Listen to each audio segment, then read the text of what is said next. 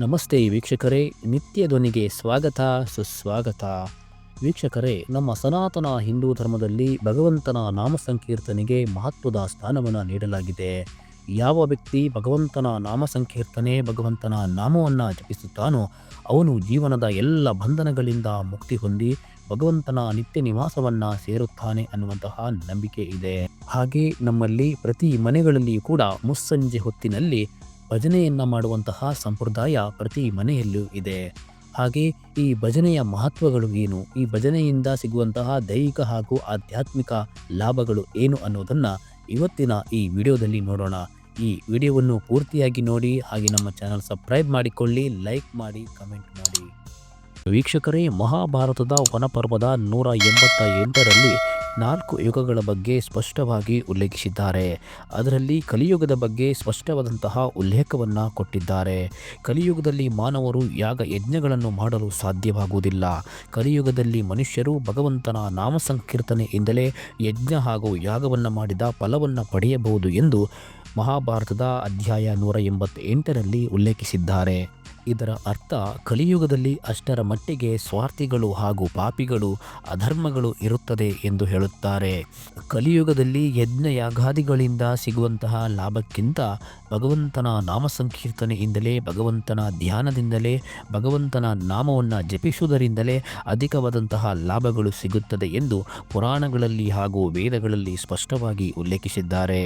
ಕಲಿಯುಗದಲ್ಲಿ ಒಂದು ದಿನ ಭಗವಂತನ ನಾಮಸ್ಮರಣೆಯನ್ನು ಮಾಡಿದರೆ ಅದು 1 ಮಂಡಲ ಜಪಕ್ಕೆ ಸಮ ಎಂದು ಹೇಳುತ್ತಾರೆ.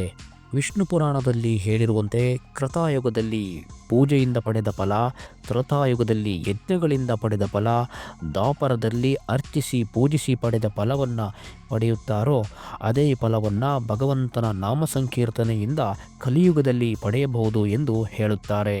ಹಾಗೆ ಸಿದ್ಧರು ಮಹಾತ್ಮರು ಹೇಳಿರುವಂತೆ ದೇವರ ಭಜನೆ, ನಾಮಸ್ಮರಣೆ ಇಲ್ಲದೆ ಜೀವನದಲ್ಲಿ ಏನನ್ನೂ ಪಡೆಯಲು ಸಾಧ್ಯವಿಲ್ಲ ಎಂದು ಹೇಳುತ್ತಾರೆ. ಇನ್ನು ದೇವರನ್ನು ಒಲಿಸಿಕೊಳ್ಳಲು ಜ್ಞಾನ ಮಾರ್ಗ, ಕರ್ಮ ಮಾರ್ಗ ಹಾಗೂ ಯೋಗ ಮಾರ್ಗಕ್ಕಿಂತ ಭಕ್ತಿ ಮಾರ್ಗವೇ ಉತ್ತಮವೆಂದು ಜ್ಞಾನಿಗಳಾದ ಪುರಂದರದಾಸರು, ಕನಕದಾಸರು, ರಾಮಕೃಷ್ಣ ಪರಮಹಂಸರು ಸೇರಿದಂತೆ ಹಲವರು ಕಂಡುಕೊಂಡ ಮಾರ್ಗವಾಗಿದೆ. ನಮ್ಮ ಋಗ್ವೇದದಲ್ಲಿ ಭಕ್ತಿ ಮಾರ್ಗದ ಬಗ್ಗೆ ಹೇಳಲಾಗಿದೆ. ಉಪನಿಷತ್ನಲ್ಲಿ ಜ್ಞಾನ ಮಾರ್ಗ ಹಾಗೂ ತಿಳುವಳಿಕೆಯ ಮಹತ್ವ ಪಡೆದರೂ ಅನೇಕ ಕಡೆ ಸಾತ್ವಿಕ ಭಕ್ತಿಯ ಉಲ್ಲೇಖವನ್ನು ನಾವು ಕಾಣಬಹುದು.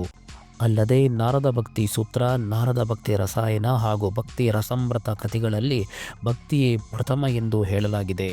ಇನ್ನು ಭಜನೆ ಮಾಡುವುದರಿಂದ ಭಗವತ್ ಸಾಕ್ಷಾತ್ಕಾರದ ಜೊತೆಗೆ ಭಗವಂತನ ನಾಮಸ್ಮರಣೆ ನಿರಂತರ ಮಾಡಿದ ಫಲವೂ ಹಾಗೂ ಭಗವಂತನ ವರವೂ ಸಿಗುವುದು. ವೀಕ್ಷಕರೇ, ಕಲಿಯುಗದಂತಹ ಸ್ವಾರ್ಥದ ಯುಗದಲ್ಲಿ ಭಗವಂತನ ನಾಮಸ್ಮರಣೆ ಮಾಡುವ ಶಕ್ತಿ ಭಗವಂತ ನಮಗೆ ನೀಡಿದ್ದಾನೆ ಎಂದರೆ ಇದಕ್ಕಿಂತ ಪುಣ್ಯ ಬೇರೆ ಯಾವುದೂ ಇಲ್ಲ. ಸ್ಮರಣೆ ಮಾತ್ರದಿಂದ ಒಲಿದು ಬರುವನು ಭಗವಂತ ಎಂದು ದಾಸರು ಹೇಳುತ್ತಾರೆ. ಭಗವಂತನ ಧ್ಯಾನವನ್ನು, ಭಗವಂತನನ್ನು ಸ್ಮರಿಸಿದವರಿಗೆ ಎಂದೂ ಕಷ್ಟಗಳು ಬರಲಾರದು ಎಂದು ಹೇಳುತ್ತಾರೆ. ವೀಕ್ಷಕರೇ, ಇನ್ನು ದೇವಸ್ಥಾನಗಳಲ್ಲಿ ಹಾಗೂ ಭಜನಾ ಮಂದಿರಗಳಲ್ಲಿ ಸಾಮೂಹಿಕ ಭಜನೆ ಹಾಗೂ ದೇವರ ನಾಮ ಸಂಕೀರ್ತನೆ ಮಾಡುವುದರಿಂದ ಅನೇಕ ಲಾಭಗಳು ಸಿಗುತ್ತದೆ. ಸಾಮೂಹಿಕ ಭಜನೆ ಹಾಗೂ ದೇವರ ನಾಮ ಸಂಕೀರ್ತನೆ ಮಾಡುವುದರಿಂದ ಆ ಗ್ರಾಮ ಮತ್ತು ಆ ಊರ ಸುತ್ತಲೂ ವಾತಾವರಣ ಶುದ್ಧವಾಗುತ್ತದೆ, ನಕಾರಾತ್ಮಕ ಶಕ್ತಿಗಳ ಸಮಸ್ಯೆಗಳು ದೂರವಾಗುತ್ತದೆ ಹಾಗೂ ದೇವಸ್ಥಾನದಲ್ಲಿ, ಭಜನಾ ಮಂದಿರಗಳಲ್ಲಿ ದೈವಿಕ ಚೈತನ್ಯ ಜಾಗೃತವಾಗಿ ಸಾಕ್ಷಾತ್ ಭಗವಂತ ಅಲ್ಲಿ ನೆಲೆಸುತ್ತಾನೆ ಎಂದು ಹೇಳುತ್ತಾರೆ. ಹಾಗೆ ಭಜನೆಗಳಲ್ಲಿ ಬೇರೆ ಬೇರೆ ವಿಧಾನಗಳು ಕೂಡ ಇವೆ. ಹಾಗಾದರೆ ಭಜನೆಗಳಲ್ಲಿ ಯಾವ ಯಾವ ವಿಧಾನಗಳಿದೆ, ಯಾವ ಯಾವ ಭಜನೆಗಳನ್ನು ಹೇಗೆ ಮಾಡಿದರೆ ಯಾವ ಯಾವ ರೀತಿಯ ಫಲಗಳು ಹಾಗೂ ಪ್ರಯೋಜನಗಳು ಸಿಗುತ್ತದೆ ಅನ್ನೋದನ್ನು ನೋಡೋಣ ವೀಕ್ಷಕರೇ, ಇತ್ತೀಚಿನ ದಿನಗಳಲ್ಲಿ ನಮಗೆ ಬಹಳ ಹೆಚ್ಚಾಗಿ ನೋಡಲು ಸಿಗುವಂಥದ್ದು ಕುಣಿತ ಭಜನೆ. ಈ ಕುಣಿತ ಭಜನೆ ಮಾಡುವುದರಿಂದ ದೇಹದ ಆಲಸ್ಯ ಹಾಗೂ ಜಡತ್ವ ದೂರವಾಗುತ್ತದೆ. ಹಾಗೂ ಈಗಿನ ಕಾಲದಲ್ಲಿ ಹೆಚ್ಚಾಗಿ ಜನರನ್ನು ಕಾಡುವ ಸಮಸ್ಯೆ BP, ಶುಗರ್. ಕುಣಿತ ಭಜನೆ ಮಾಡುವುದರಿಂದ BP, ಶುಗರ್ನಂತಹ ಸಮಸ್ಯೆಗಳು ನಿಯಂತ್ರಣಕ್ಕೆ ಬರುತ್ತದೆ. ಹಾಗೆ ಈಗಿನ ಕಾಲದಲ್ಲಿ ಎಲ್ಲ ವಯಸ್ಕರನ್ನು ಕಾಡುವಂತಹ ಒಂದು ಸಮಸ್ಯೆ ಏನಂತ ಹೇಳಿದರೆ ಅದು ಮಾನಸಿಕ ಸಮಸ್ಯೆ. ಕುಣಿತ ಭಜನೆ ಮಾಡುವುದರಿಂದ ಈ ಸಮಸ್ಯೆ ದೂರವಾಗುತ್ತದೆ.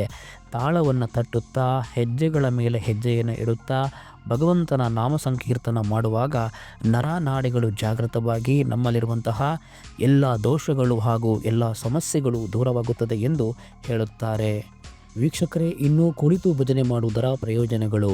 ಕುಳಿತು ಭಜನೆ ಮಾಡುವುದರಿಂದ ಮಕ್ಕಳಲ್ಲಿ ಬುದ್ಧಿಶಕ್ತಿ ಹೆಚ್ಚಾಗುತ್ತದೆ ಹಾಗೆ ಸುಖಾಸನದಲ್ಲಿ ಕುಳಿತುಕೊಳ್ಳುವುದರಿಂದ ಯೋಗಾಭ್ಯಾಸದ ಜೊತೆಗೆ ವಾಯುಚೆಂಡಿನಂತಹ ಸಮಸ್ಯೆಗಳು ದೂರವಾಗುತ್ತದೆ. ತಾಳದ ಸದ್ದಿಗೆ ಮನಸ್ಸು ಜಾಗೃತವಾಗಿ ಒಂದು ರೀತಿಯ ಮಾನಸ ಪೂಜೆ ಮಾಡಿದ ಅನುಭವ ಆಗುತ್ತದೆ. ಹಾಗೆ ದೇಹದಲ್ಲಿನ ಎಲ್ಲ ಜಡತ್ವಗಳು ದೂರವಾಗಿ ಭಗವಂತನ ನಾಮ ಸಂಕೀರ್ತನೆ ಮಾಡುತ್ತಾ ಮನಸ್ಸಿನ ಎಲ್ಲ ಕಷ್ಟ ದುಃಖಗಳು ದೂರವಾಗಿ ಮನಸ್ಸಿನಲ್ಲಿ ಹೃದಯದಲ್ಲಿ ಸಾಕ್ಷಾತ್ ಭಗವಂತ ನೆಲೆಸುತ್ತಾನೆ ಎಂದು ಹೇಳುತ್ತಾರೆ. ಹಾಗೆ ವೀಕ್ಷಕರೇ, ಮನೆಯಲ್ಲಿ ಭಜನೆ ಮಾಡುವುದರಿಂದ ಇನ್ನೂ ಅನೇಕ ಪ್ರಯೋಜನಗಳು ಸಿಗುತ್ತದೆ. ಮನೆಯಲ್ಲಿ ಭಜನೆಯನ್ನು ಮಾಡುವುದರಿಂದ ತಾಳದ ಸದ್ದಿಗೆ ಎಲ್ಲ ನಕಾರಾತ್ಮಕ ಶಕ್ತಿಗಳು ದೂರ ಹೋಗುತ್ತದೆ. ಮನೆಯಲ್ಲಿ ಒಂದು ರೀತಿಯ ಶಾಂತಿ ನೆಲೆಸುತ್ತದೆ. ಭಗವಂತನ ನಾಮ ಸಂಕೀರ್ತನೆಯಿಂದ ಮನೆಯಲ್ಲಿ ಸಾಕ್ಷಾತ್ ಭಗವಂತ ವಾಸಿಸುತ್ತಾನೆ ಎಂದು ನಂಬಲಾಗಿದೆ. ವೀಕ್ಷಕರೇ, ನಾವು ಭಜನೆಯನ್ನು ಮಾಡುವಾಗ ಚಪ್ಪಾಳೆ ತಟ್ಟುತ್ತೇವೆ, ಕೈಗಳನ್ನು ತಟ್ಟುತ್ತೇವೆ. ಇದರಿಂದಲೂ ಕೂಡ ಅನೇಕ ಪ್ರಯೋಜನಗಳಿವೆ. ಭಜನೆಯನ್ನು ಮಾಡುವಾಗ ಎರಡೂ ಕೈಗಳನ್ನು ಸೇರಿಸಿ ಚಪ್ಪಾಳೆ ತಟ್ಟುವುದರಿಂದ ಮನಸ್ಸು ಜಾಗೃತವಾಗಿ ಏಕ ಮನಸ್ಸಿನಿಂದ ಭಗವಂತನನ್ನು ಆರಾಧಿಸುತ್ತೇವೆ ಎಂದು ಹೇಳುತ್ತಾರೆ.